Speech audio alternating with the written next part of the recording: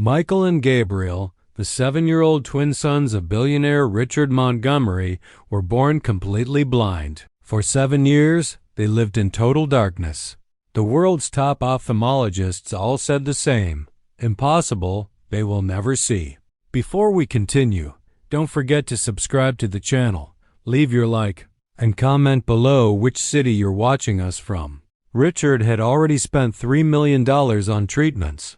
Nothing worked. The children lived depressed, hopeless until Isabella Cruz, a simple cleaning lady from the outskirts, arrived at the mansion to work. Within just 2 hours, she did something that left everyone in shock. The boys suddenly screamed, "Daddy, I can see light. I can see light." Richard fainted on the spot, unable to believe it. His sons were reacting to colors for the very first time. But what this cleaning lady discovered about the boy's true condition will leave you outraged. The doctors had been lying all along. The technique she used was so simple that anyone could have tried it. And what happened next? I promise it will make you cry. Get your tissues ready.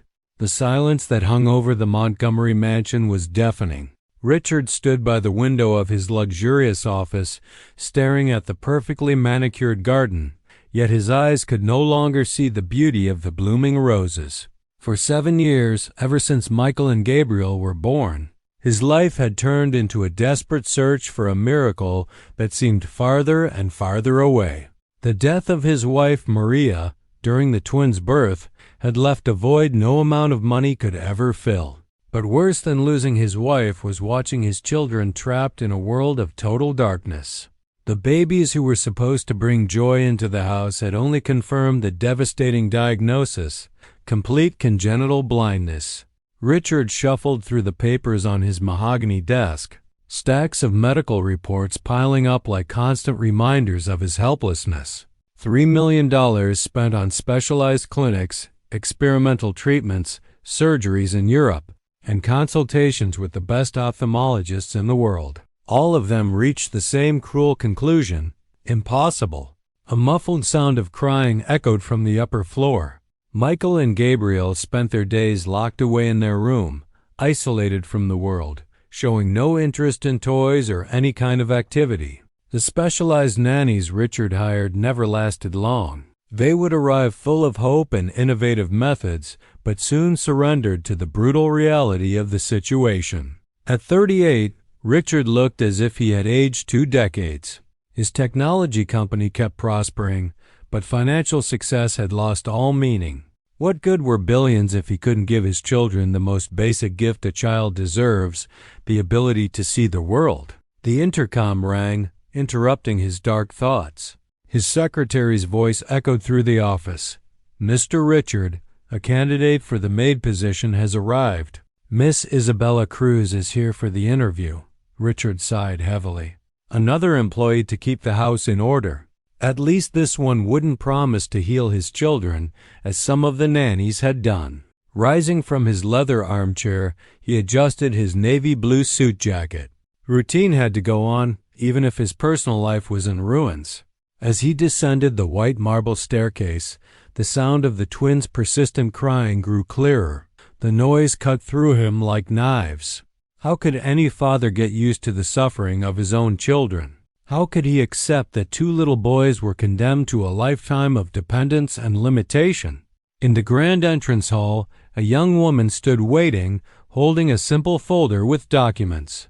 Her black hair was tied neatly into a ponytail, and though her clothes were modest, they were clean and well-kept. There was something about her posture, steady, determined, that immediately caught Richard's attention. A rare quality among those who came seeking work at his home. What neither of them knew was that her arrival would forever alter the destiny of the entire family. Isabella Cruz shifted the strap of her worn bag nervously as she waited. At 26, she had worked in dozens of houses, but never in one so imposing. Marble columns and crystal chandeliers loomed above her, a stark contrast to the humble home where she had grown up on the outskirts of Snow Hollow. When Richard Montgomery finally appeared at the top of the staircase, Isabella felt the weight of the sadness radiating from him. Even in his expensive suit, Even with his straight, commanding posture, the deep circles under his eyes and the defeated expression etched on his face could not be hidden. "Miss Cruz?" Richard extended his hand formally. "I'm Richard Montgomery. Thank you for coming." "The pleasure is mine, Mr. Montgomery," Isabella answered respectfully, her voice steady. "I'm very interested in the position." They walked into a smaller, private study. Richard quickly skimmed through her simple resume. "I see you have experience in residential cleaning," he said. "This house is large. It requires attention to detail. 3 floors, 12 bedrooms, a library, multiple offices." Then the sound reached them again, a long, sorrowful cry echoing from deep within the mansion. Isabella's heart clenched instantly. As a mother who had once lost a baby, she recognized that kind of cry. It wasn't hunger or stubbornness, it was pure sadness. Richard paused, shutting his eyes briefly, as if the sound caused him physical pain. "My sons," he murmured, more to himself than to her. 7-year-old twins? They have special needs." The crying continued upstairs, tugging at Isabella's instincts with an almost unbearable urgency. "Is it just you and the children in the house, sir?" she asked gently.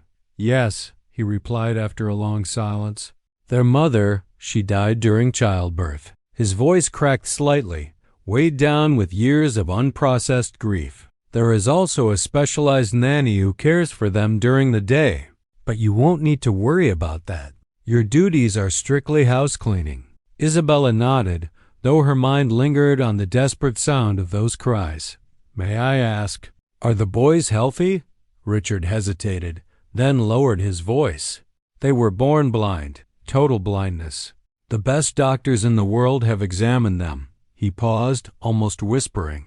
"There is nothing to be done." Isabella's heart raced. Childhood blindness, she knew it too well. Her younger brother had been born with partial visual impairment, and she had spent her adolescence learning specialized techniques to help him. When he died in an accident at 15, Isabella had sworn that if ever given the chance, she would use that knowledge to help other children. "I understand," she said softly. "That must be very difficult for you." Richard abruptly changed the subject. "The salary is $3,000 per week. Weekends off. All I need is for the house to remain impeccable. And," he paused firmly, "that you don't interfere with the children's routine. The nanny is responsible for them." Isabella needed the job desperately. Bills were piling up, and her mother depended on her. Yet something stronger than financial needs stirred within her now. "I'll take the job, Amar." "Montgomery." "Good," Richard replied. "You start tomorrow morning, and Isabella," he paused at the door, his tone dark, "understand this, my children have already suffered enough. I don't want anyone giving them false hope." As Isabella stepped out of the mansion that evening, the echo of the twins' cries still haunted her ears. She could not yet imagine that her arrival in this house was about to uncover a secret that would change everything the family believed about the boy's condition.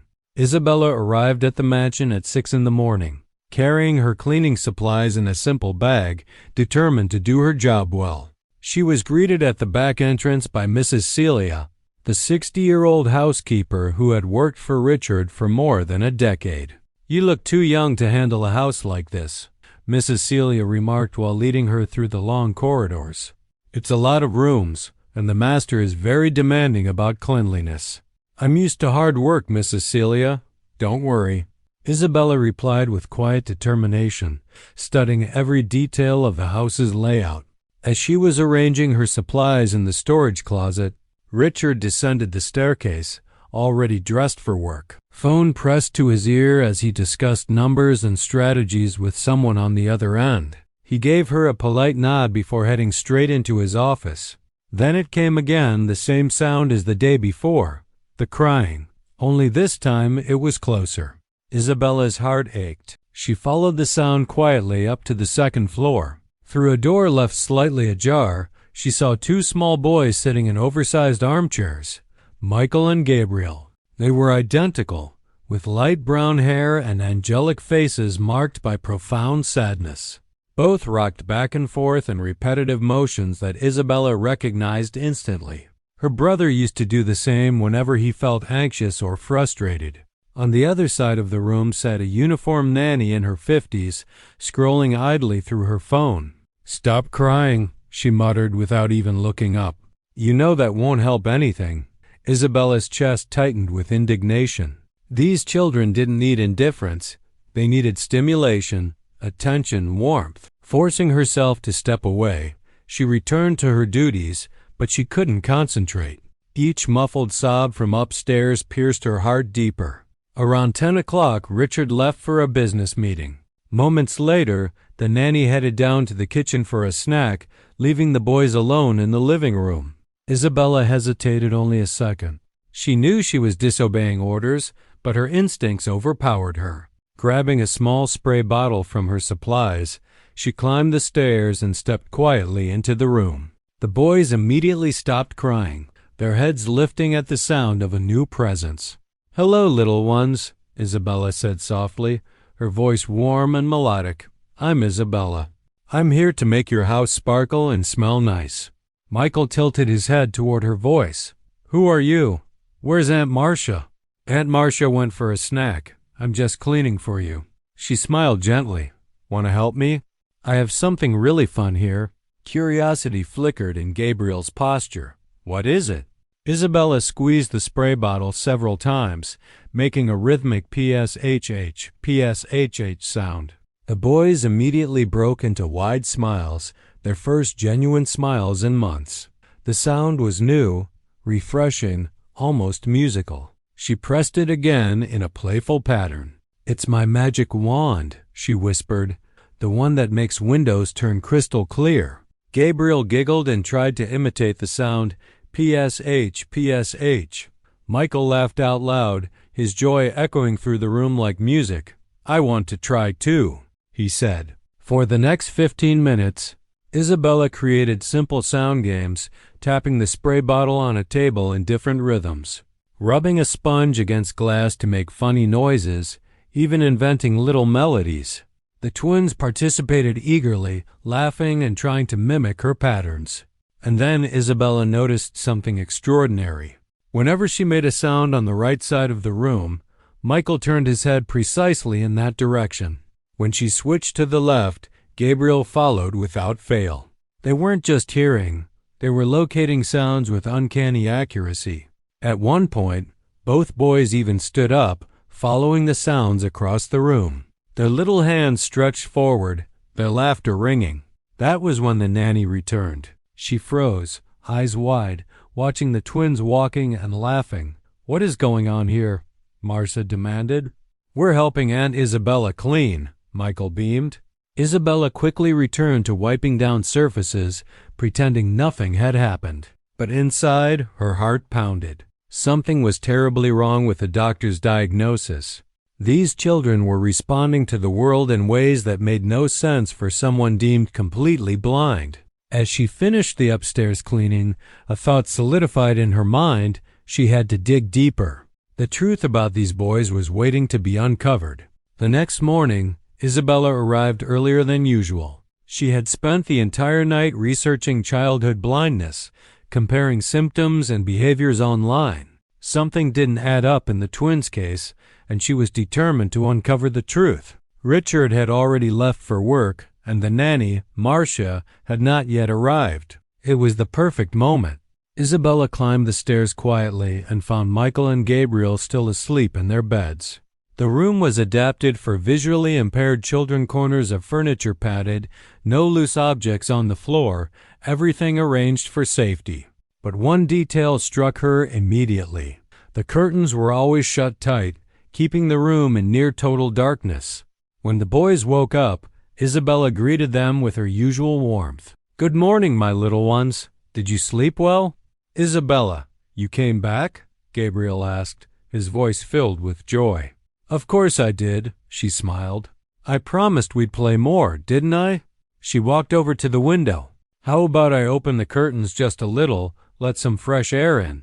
"No," Michael cried, panicked. "You can't open them. The doctor said it's not allowed." Isabella froze. "Why not, sweetheart?" "Because it hurts our eyes. Gabriel explained seriously, repeating something he had clearly heard many times. Light is bad for people who can't see. Isabella's heart sank. That was not true. In her experience, natural light never harmed children with visual impairment. On the contrary, many benefited from controlled exposure. What if I open just a tiny bit? Slowly, so it won't bother you, she suggested gently. The boys tensed, but didn't protest. Carefully, Isabella pulled the curtain slightly aside, letting in a thin beam of sunlight. To her astonishment, both Michael and Gabriel immediately turned their heads toward the light. You noticed I opened the curtain? She asked, trying to sound casual. It feels different, Michael murmured, frowning. Brighter, I think. Yes, Gabriel added, his expression puzzled. Something changed. Isabella's pulse raced. Children who were completely blind weren't supposed to detect light changes with such precision. She decided to push further. Let's play a new game. I'm going to make a shadow on the wall, and you tell me if you notice anything. Positioning herself between the window and the boys, she raised her hand, casting a shadow that blocked part of the sunlight. Almost instantly, both reacted. It got darker. Gabriel exclaimed. It's like someone walked in front of something, Michael said, astonished. Isabella had to bite her lip to keep from gasping. The boys weren't blind. They could perceive light, shadows, and even movement. For the rest of the morning, she discreetly tested them. She discovered they could clearly distinguish between light and dark environments, sense when large objects passed nearby, and even preferred certain directions where the light was stronger. When Marcia finally arrived and saw Isabella interacting with the twins again, her face hardened. Miss Cruz, she said coldly, Montgomery made it very clear your job is cleaning. These children have a strict routine that must not be altered. Of course, Isabella answered politely, forcing a smile. I apologize. They just seemed a little bored, so I thought of some simple games while tidying up. But inside she was boiling. It was obvious now no one had ever tested the boys properly. Worse, it seemed as though someone had deliberately kept them in the dark. Later that day, during lunch break, Isabella noticed Marcia had stepped out to fetch food. Seizing the opportunity, she slipped into Richard's office. Her hands trembled as she searched the shelves until her eyes landed on a thick folder labeled Michael and Gabriel, Medical History. She opened it cautiously. Dozens of reports from different specialists, each confirming the same: congenital cortical blindness, complete and irreversible. But one detail caught her attention. The very first report, written when the twins were only 3 months old, mentioned something else. Possible residual light perception, further investigation recommended. Strangely, none of the later reports ever mentioned this again. It was as if the observation had been erased from their medical history. Isabella quickly snapped photos of several pages with her phone before putting everything back exactly where she found it. Her mind was spinning. What if the twins weren't completely blind? What if there was potential that had been ignored? Or worse, hidden? That evening, when Richard returned home, Isabella knew she couldn't stay silent. She waited for him in the grand entry hall, rehearsing her words. When he entered, still on the phone discussing a corporate merger, she stood patiently until he hung up. Isabella, has something happened? Richard asked, noting her serious expression. M.R. Montgomery, she said firmly. I need to speak to you about Michael and Gabriel. It's important. Richard sighed, clearly weary of more discussions about his children. If it's about their behavior, please speak with Marcia. It's not about that. Isabella interrupted gently but firmly. It's about their vision. Richard's expression hardened instantly. Isabella, I made it clear on your first day you are not to get involved. Please, just listen for 2 minutes, she pleaded. You know, I had a brother who was visually impaired. I've spent years learning how to work with children like your sons. Richard hesitated, torn between irritation and curiosity. Finally, he gestured for her to continue. Michael and Gabriel are not completely blind, Isabella said quickly, before he could stop her. They can perceive light and shadow. They react to movement and respond to basic visual stimuli. I tested it myself today. They followed my hand when it blocked the sunlight. That's impossible, Richard muttered, but his voice carried more doubt than conviction. 15 specialists confirmed. What if they were wrong? Isabella pressed. Or what if they didn't investigate properly? She took a deep breath. With the right stimulation, your boys could develop much more visual capacity than anyone believes. Richard fell silent, processing her words. His entire body tensed as if the ground had shifted beneath him. You're telling me I spent $3 million on the best doctors in the world, and they were all wrong? I'm saying they may not have looked deep enough, Isabella answered carefully. Sometimes parents know their children better than any expert. Sometimes hope is the only thing missing. At that exact moment, small footsteps echoed on the staircase. Michael and Gabriel came rushing down, followed by Marcia, who looked flustered. Forgive me, sir, she stammered. They ran out of the room. They said they wanted to see Isabella. Daddy! Michael cried, running straight toward Richard with surprising precision. Isabella taught us a new game. It's with light and shadows. Gabriel chimed in eagerly. She makes noises, and we can tell where she is. It's so much fun. Richard stared at his children in disbelief. For the first time in years, their faces glowed with genuine excitement. Then he looked back at Isabella. She met his eyes steadily, her expression calm but full of conviction. Show me, Richard said, his voice low, almost trembling. For the next 20 minutes, Isabella demonstrated the game she had created shadows across the window. Sounds from different corners, simple movements. The twins responded with uncanny precision and boundless joy. Marcia stood by speechless. In 5 years caring for them, I've never seen anything like this, she admitted. Richard's eyes filled with tears as he watched Gabriel track the movement of a small flashlight Isabella waved gently. This means they can, he whispered, his voice breaking. They can. It means there's potential, Isabella said softly. A lot of it. But they'll need the right exercises. And most of all, they'll need to believe they can. At that, Gabriel touched his father's face, feeling the tears. Why are you crying, Daddy? Richard pulled both boys into his arms, holding them tight. Because I'm happy, son. Happier than I've been in years. That night, after the twins were asleep, Richard called Isabella into his office. He looked different, less like the weary, defeated man she had first met, and more like a father clinging to the fragile spark of hope. You've changed everything in just 3 days, he began, pacing by the window. How is it possible that no one else noticed what you saw? Because people often only see what they expect, Isabella replied softly. The doctors diagnosed total blindness, so they stopped searching. And the nannies treated your sons as if they were incapable of anything. But children are extraordinary. They always find ways to adapt when given the right stimulation. Richard turned, his gaze fixed on her. Would you accept an official position here? Not just as a housekeeper. I don't even know what to call it, therapist, specialist, caregiver. I accept, Isabella said without hesitation, then added firmly, but only on one condition. We must do this the right way. Michael and Gabriel need a reevaluation by independent specialists. They need a structured visual development program. And above all, they must be treated as normal children with potential, not limitations. Richard let out a long breath, then nodded. Agreed. As they shook hands, neither of them realized the true battle was only beginning.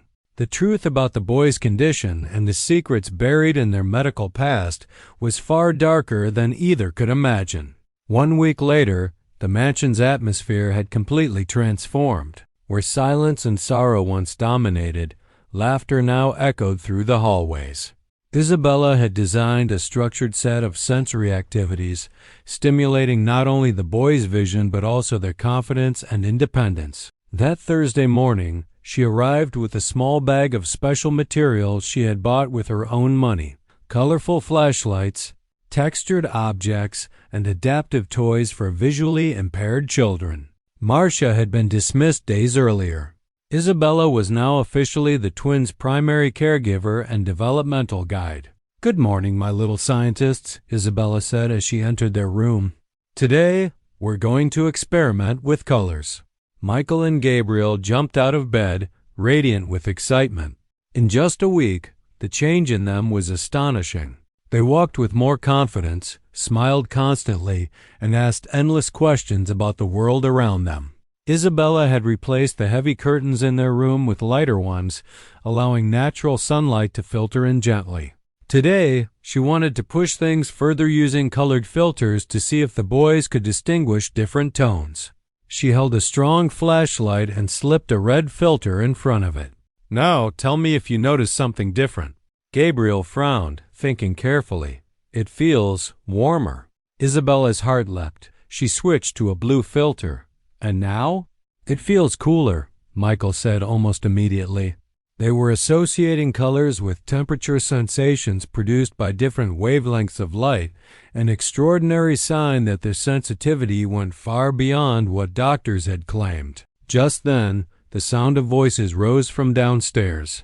Richard had arrived home early, accompanied by someone Isabella didn't know. The conversation was tense, heated. "You can't simply discard years of specialized treatment because of a maid's delusions," the unfamiliar voice thundered. Isabella froze. Whoever this was, it was someone from the boy's past. Isabella descended the stairs quietly, her heart pounding. In the grand hall stood Richard, facing a tall man in an expensive suit. His hair was silver, his glasses rimmed in gold, and in his hand he carried a leather folder thick with papers. "Dr. Hermes." Richard's voice was sharp. "My sons have made more progress in 1 week with Isabella than in 7 years under your supervision. I need to understand how that's possible." "Progress?" The doctor laughed bitterly. "R. Montgomery, what this woman is doing is reckless. Giving false hope to children with cortical blindness can cause psychological trauma that will scar them for life." At that moment, Hermes noticed Isabella standing on the staircase. His face twisted with disdain. "So, you're the one behind all this nonsense." "I'm Isabella Cruz," she answered calmly, dignity in her voice. "And I'm the caregiver for Michael and Gabriel." "Caregiver?" Hermes scoffed. "Sir, this woman has no medical qualifications. She is playing with your son's health." Richard stepped between them, his jaw tight. "Doctor Hermes, with all due respect, she has achieved in days what your team failed to in years.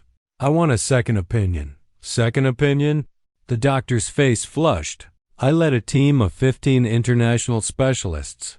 The diagnosis is final, unquestionable." Before Richard could reply, small footsteps echoed from the stairs above. Michael and Gabriel came running down, their expressions bright until they saw the doctor. At once, their smiles faded. Gabriel froze, clutching Isabella's hand. His voice dropped to a whisper. "It's the bad doctor." Michael hid behind her. "He used to shine lights in our eyes." It hurt. Isabella felt rage swell inside her chest. She crouched protectively, wrapping an arm around each boy. "He told us we would never see," Gabriel murmured, trembling. "He said light was dangerous."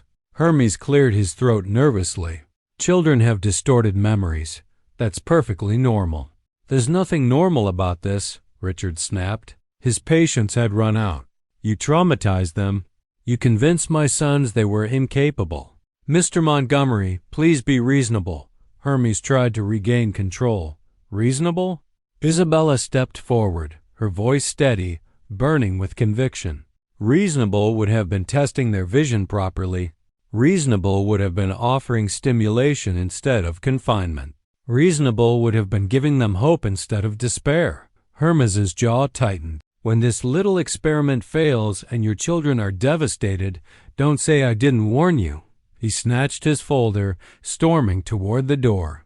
But before he could leave, Gabriel clung tighter to Isabella. "Don't let him hurt us again." Richard knelt, pulling both boys into his arms. "Listen to me, sons. You never have to be afraid again. No one will ever hurt you. No one will ever tell you what you can't do." Michael looked up at his father, then at Isabella. Isabella says we're smart. She says we can learn lots of things. And she's right, Richard said, tears shining in his eyes. He glanced at Isabella, his voice breaking with gratitude. She's absolutely right. But as the family held each other in that moment of hope, none of them knew that doctor, Hermes, already stepping into his car outside, was making calls to powerful contacts plotting to sabotage their progress at any cost. In the days that followed Hermes's visit, strange things began happening. The mansion received unusual phone calls from the clinic where the twins had once been treated. A social worker suddenly appeared for an unplanned routine check. Something was wrong. Someone was trying to interfere. Isabella knew she needed answers. She reached out to her former university professor, Dr. Ana Beatriz, a respected specialist in pediatric ophthalmology at the Hospital das Clínicas. Isabella querida. The doctor greeted warmly as she welcomed her into her office. What a surprise. How are you? After catching up briefly, Isabella explained everything: the boys' diagnosis, their reactions to light and shadows, the extraordinary progress they had made. She showed the video she had secretly recorded of their exercises. Dr. Ana's brows arched higher with each clip. This is remarkable. These children clearly have significant residual vision. Who was responsible for the original diagnosis? Dr. Hermes Cavalcanti, Isabella answered. At once, doctor. Ana's face darkened. Hermes Cavalcanti, she muttered. I need to tell you something serious about that man. For the next 30 minutes, she explained. Over the years, she had seen a disturbing pattern in Hermes's cases. Children with partial visual impairment consistently diagnosed as completely blind. Families, often wealthy, were then convinced to spend fortunes on unnecessary treatments. 3 years ago, we almost stripped him of his license, doctor, Ana admitted grimly. But he has powerful political connections. The case was buried. She looked directly at Isabella. That man has been exploiting vulnerable children for money. Isabella felt fury rising inside her. So Michael and Gabriel, they were victims of his scheme. I have no doubt, doctor, Ana said firmly. From what you've shown me, they were never completely blind. With the right stimulation from infancy, they could have achieved far greater development. She leaned forward. Bring them to me. I'll examine them myself with the most advanced equipment available. If we can prove the initial diagnosis was false, we may not only change their future but also protect other families from this man. Isabella's heart pounded with determination. At last she had an ally. That night, she returned to the mansion and found Richard in his office, slamming the phone down in frustration. That man has called 3 times today, Richard muttered.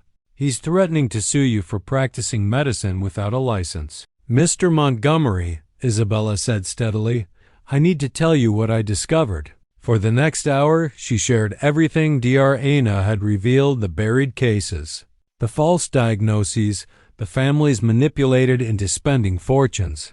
She showed Richard the photos she had taken of the twins' medical reports, highlighting the very first note that mentioned residual light perception. Richard listened in silence, his face growing darker with each detail. When she finished, he stood, his fists clenched. For 7 years, he said through gritted teeth, I believed lies. I let those men dictate my children's future, and all along, they could have lived differently. It wasn't your fault, Isabella told him gently. You trusted professionals who were supposed to act ethically. The blame is theirs and theirs alone. At that moment, Michael and Gabriel burst into the office, their faces glowing with excitement. Daddy! Isabella! We saw it! Gabriel cried. The shadow of a little bird outside the window. We really saw it. Richard knelt, pulling them close, tears running down his cheeks. My brave boys. I'm so sorry it took me so long to see what you're capable of. Michael touched his father's face. Don't be sad, Daddy. Now we have Isabella. She teaches us amazing things. Richard looked at Isabella then, his eyes burning with gratitude. You've given them a future. And now we're going to fight back. Together they made a plan. They would document every step of the boy's progress, seek independent evaluations, and if necessary take Hermes and his entire network to court. Neither of them knew that Hermes was already pulling strings with his powerful allies. The battle for justice had only just begun. The following Monday morning, just one day before the scheduled consultation with Dr. Aina, trouble arrived at the mansion's gates.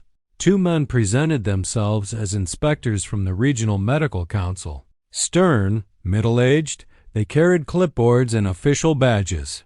"Miss Cruz," one of them said sharply, "we've received a formal complaint that you are practicing medicine without qualifications. That is a criminal offense." Isabella's heart skipped a beat, but she kept her composure. "I'm a caregiver, not a doctor. I don't perform medical treatments.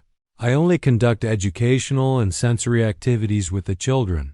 The taller inspector, Dr. Marcelo Freitas, frowned. "According to the complaint, you are claiming to cure blindness through unscientific methods." Richard's voice cut in, cold with anger. "And who filed this complaint?" "The identity of complainants is confidential, Doctor," Freitas replied smoothly. "But we are here to assess whether the children are being put at risk." At that moment, Michael and Gabriel walked into the study, searching for Isabella. Seeing the two men in suits, they froze. Their small bodies stiffened with fear. "Tia Isabella?" Gabriel whispered, clutching her hand. "Who are they, Doctor?" Freitas knelt to their height. "Hello, children. We're doctors. We came to see how you're doing." Michael instantly pressed himself against Isabella, trembling. "We don't want more doctors. Doctors hurt us." The second inspector, Dr. Roberto Silva, scribbled notes. "The children show signs of medical trauma. Concerning." "It's concerning because they were traumatized by incompetent physicians," Richard snapped, his patience gone. Ignoring him, Doctor, Freitas asked the boys, "Tell me, can you see anything at all?" Gabriel's voice shook, but he answered, "We see light, and shadows, and big shapes when they're really close." "And when did this begin?" Dr. Silva asked, clearly following a checklist. Michael lifted his chin bravely. "We always could. But everyone kept saying we couldn't." The room fell into silence. Even the inspectors exchanged uneasy glances at the child's innocent honesty. "Doctor," Freitas cleared his throat, "may we review their medical records?" Richard reluctantly handed them the thick folder. For 15 long minutes, the men examined the documents, whispering and making notes. At last, Dr. Silva looked up. "These reports all declare congenital cortical blindness. But if the children truly perceive light and shadow, there is a serious discrepancy here." "Exactly what we've been saying," Isabella replied firmly. "That's why we've scheduled a second opinion with Dr. Ana Beatriz at the Hospital das Clínicas." Both inspectors paused at that name. "Finally, Doctor," Freitas nodded. "Doctor, Ana is highly respected. If she confirms visual capacity, then this case involves potential medical negligence." Richard's voice sharpened. "So tell me what happens now." Dr. Silva closed his clipboard. "Mr. Montgomery, let us be frank. This complaint appears questionable. The children are well cared for, clearly thriving. We see no evidence of negligence or illegal medical practice. We recommend you proceed with the consultation and document everything carefully. If the initial diagnosis was indeed wrong, this may require serious investigation." When the inspectors left, Richard and Isabella exchanged a look of relief, but also of determination. "They're desperate," Isabella said quietly. "This only proves we're on the right path." That night, as they tucked the twins into bed, Gabriel whispered, "Daddy? Isabella? Today we showed them. We showed them we can really see." Richard smiled through tears. "Yes, my son. And tomorrow we'll show the whole world." 2 days later, Richard and Isabella brought Michael and Gabriel to the Hospital das Clínicas. The twins were nervous, holding Isabella's hands tightly as they walked through the sterile white corridors. Inside the examination room, Dr. Ana Beatriz greeted them warmly. "Hello, my brave young gentlemen," she said kindly. Today we're going to play some games together. Are you ready?" The boys nodded hesitantly. The session lasted hours. Using the most advanced pediatric ophthalmology equipment available, Dr. Ana carefully tested every aspect of their visual capacity. Isabella watched with her heart in her throat as the boys tracked moving lights, reacted to flashes of color, and even identified the rough shapes of objects placed in front of them. When the tests finally ended, Dr. Ana sat with Richard and Isabella, her expression grave but filled with certainty. "Mr. Montgomery," she began, "your children are not completely blind. In fact, they have approximately 30% functional vision. That is far more than anyone has ever acknowledged." Richard's eyes widened. 30%? After all these years? With consistent visual stimulation and proper therapy, Dr. Ana continued, they could develop significant abilities. Reading large print, navigating spaces independently, even distinguishing colors and patterns. These boys have enormous potential. Isabella clasped her hands together, barely containing her emotion. "I knew it. I knew there was more." Dr. Ana handed Richard a detailed technical report. "This document confirms it officially. These children were victims of severe medical negligence. From what I see, their first evaluation hinted at residual vision, but every subsequent report ignored it. That is unacceptable. With early intervention, their development could have been far greater." Richard held the report with trembling hands. For a long moment, he couldn't speak. Then his voice broke. "For 7 years, they let me believe there was no hope. They stole my son's future." "Not forever," Isabella said gently, touching his arm. "Now we know the truth. Now we can fight for it." Michael tugged at his father's sleeve. "Daddy, does this mean we're not broken?" Richard dropped to his knees and pulled both boys into his arms. His voice was thick with tears. "You were never broken. You are perfect. And now the world is finally going to see what I've always known. You are miracles." As they left the hospital, the twins walked more confidently than ever before. For the first time in their lives, they weren't just surviving in darkness. They were stepping into light literally and figuratively. That night, Richard made a decision that would change everything. "Isabella," he said in the study, his voice firm, "we're going to sue every single doctor who lied to us. And we're going to make this story public. No other family should go through what we did." Isabella nodded. "Then we'll fight together." Neither of them knew that Hermes, furious at the official report, was already calling in powerful favors determined to silence them before the truth could spread. 3 months after Dr. Ana's consultation, life inside the Montgomery mansion looked nothing like before. The halls that once echoed with sorrow were now alive with laughter, music, and the sound of children playing. Michael and Gabriel had daily therapy sessions, a mix of professional visual stimulation and creative games Isabella designed. They could now follow objects across a room, distinguish between bright colors, and even draw simple shapes. One sunny morning, Isabella sat with Michael at the table as he traced letters with a thick marker. Gabriel came running from the living room, his face glowing. "Isabella! Isabella! I saw a bird outside, yellow and black. I saw it." She hurried to the window with him. A small bird sat on a branch in the garden. Gabriel pointed eagerly. "Right there." Michael joined them. "I see it too. It's tiny, but I can." Isabella wrapped her arms around them, tears of joy streaming down her face. Just 6 months ago, these boys lived in total despair. Now they were discovering colors, shapes, life itself. Richard, who had arrived early for lunch, stood in the doorway, his eyes glistening as he watched. He stepped forward and lifted both boys into his arms. "You have no idea how proud I am of you." But joy wasn't the only thing filling the mansion. The legal war had begun. That same morning, Richard gathered Isabella in his office.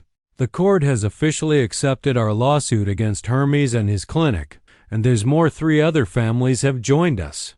"We weren't the only ones deceived." Isabella's breath caught. "So it's true. He's been running this scheme for years." Yes, Richard said grimly. The investigation shows Hermes and 2 colleagues falsified diagnoses, convincing wealthy families their children were completely blind, then charging millions for useless treatments. Isabella clenched her fists. Monsters. And they're scared, Richard added. Because, Doctor.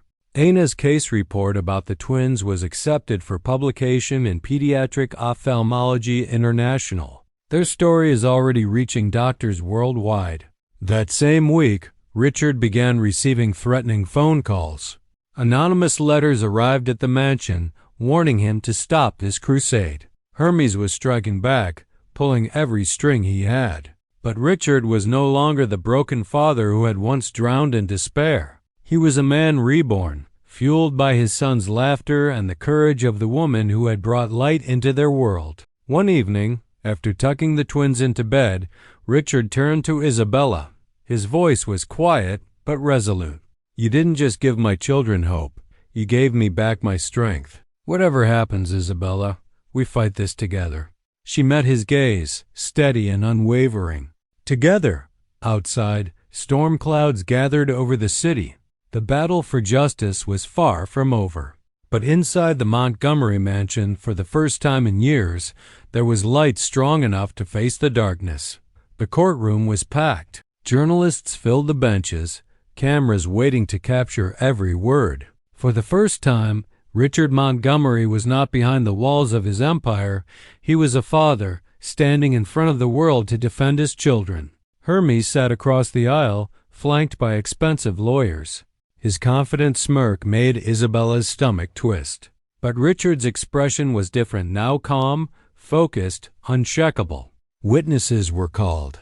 Parents of other children testified, their voices trembling as they spoke of false diagnoses, endless treatments, and fortunes wasted. Each story mirrored Richard's pain. Then it was Isabella's turn. She walked to the stand, her hands steady, her heart racing. I am not a doctor, she began. I am a caregiver, but I lived with Michael and Gabriel. I saw what the specialists claimed was impossible. I heard them describe light and shadow.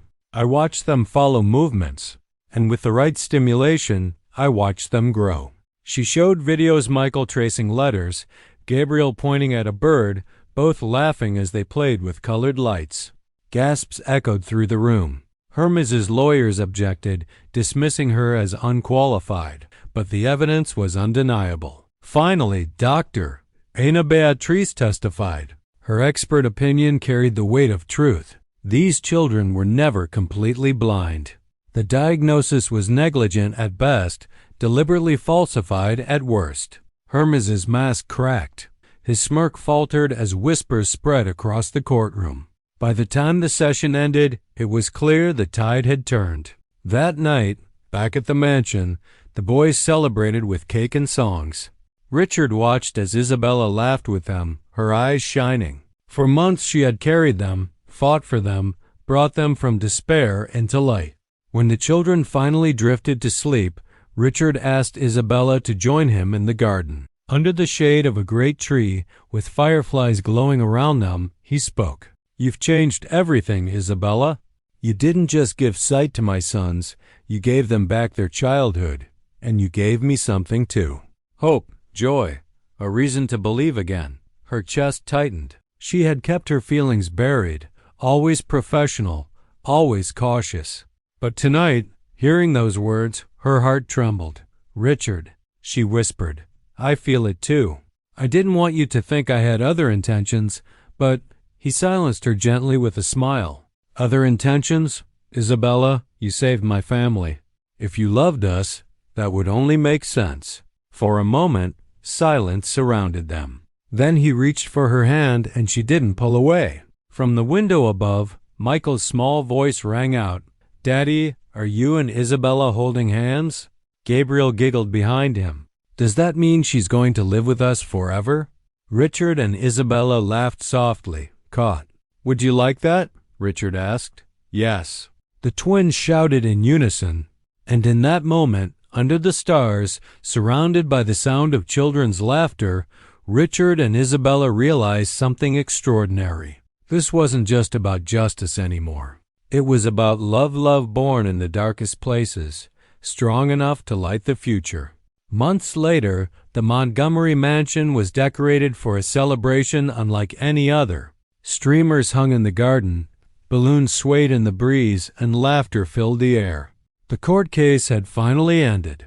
Hermes and his associates were found guilty of medical negligence, falsification of diagnoses, and fraud.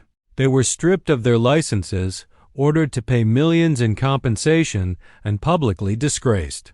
But Richard's focus wasn't on the money, it was on the change the case had sparked. A new foundation had been created in Michael and Gabriel's names to support children with visual impairments.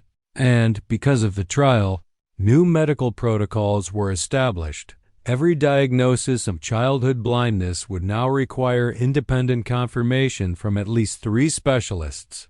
In the garden, Doctor, Ana Beatriz pinned shining gold medals around the twins' necks. Michael and Gabriel, today you are being honored by the National Pediatric Ophthalmology Society as ambassadors of overcoming, she announced proudly, because you showed the world that miracles happen when we refuse to give up. The boys touched their medals, their faces glowing. They shine like the sun, Gabriel exclaimed, tilting it toward the light. And they're ours, Michael added proudly. Richard's eyes filled with tears as he pulled them into his arms. You've given hope to so many families. I couldn't be prouder of you. Nearby, Isabella stood, watching with tears of her own. She had once walked into this mansion as a simple housemaid. Now she was part of its heartbeat. Later that evening, Richard approached her in the garden, where fairy lights glowed between the trees. Isabella, he said, his voice low, we've fought battles together, we've cried together, and we've built something I never thought possible. You didn't just save my sons, you saved me. I don't want you to be just their caregiver anymore. I want you to be part of this family. Officially, her breath caught. Richard, he took her hand, will you marry me? Isabella's eyes filled instantly with tears. Yes, she whispered. 1,000 times yes. From the windows above, the twins had been watching. They burst out onto the balcony, shouting with glee. She said yes. She said yes. Laughter erupted across the garden. Guests clapped, neighbors cheered, and the boys jumped up and down as if the world had given them the greatest gift. That night, when Michael and Gabriel went to bed, Gabriel tugged at Isabella's sleeve. Thank you for teaching us to see, Isabella. But you know what was the best thing? What, my love? She asked, kissing his forehead. You taught Daddy to smile again. Tears slipped down her cheeks as she hugged them both tight. Richard, standing in the doorway, whispered, So, what do you say? Will you make us the craziest, happiest family on earth? Isabella smiled through her tears. I already have. They sealed it with a tender kiss as the sound of children's laughter echoed through the mansion. Years passed. The Montgomery mansion, once a house of sorrow, had become a symbol of resilience and light. Its halls were filled not with silence but with music, conversation, and the laughter of children who visited through the foundation that bore Michael and Gabriel's names. The twins grew into young men full of purpose. Against all odds, their vision had improved so much that with adaptive support, they attended regular schools, went on to university, and eventually became lawyers specializing in disability rights. They carried their story like a torch, reminding the world that limitations imposed by others are not destiny. Whenever they spoke at conferences or visited families facing similar struggles, they would say the same words. It all started with a woman who refused to believe we were less than we were told, a cleaning lady who became our savior. Isabella Cruz didn't just teach us to see with our eyes. She taught us to see the possibilities inside ourselves. Isabella never sought the spotlight. She continued to live simply, dedicating herself to helping children and families through the foundation. To her, the greatest reward was seeing Michael and Gabriel not only live full lives but also fight for justice so no child would ever again be silenced in the darkness. Richard remained by her side through every triumph and challenge. Their marriage was filled with laughter, strength, and gratitude. Together they built a family not defined by wealth or appearances, but by love and the courage to fight for truth. One evening, years later, the family gathered in the garden beneath the same tree where Richard had once confessed his love. The twins, now young men, sat across from their parents, recounting their journey to a group of children from the foundation. "And do you know the most important thing Isabella taught us?" Gabriel asked them. The children shook their heads, wide-eyed. "She taught us that sometimes, even when the world is dark, there's always a light waiting to be discovered. And often, that light comes from people you least expect." Isabella smiled, tears brimming in her eyes. She looked at Richard, who squeezed her hand, his eyes reflecting the glow of a man forever changed. In that moment, surrounded by laughter, courage, and hope, Isabella understood the truth she had lived all along. Miracles don't happen by chance. They happen when love refuses to surrender. And because of that love, two boys who once lived in darkness now illuminated the world.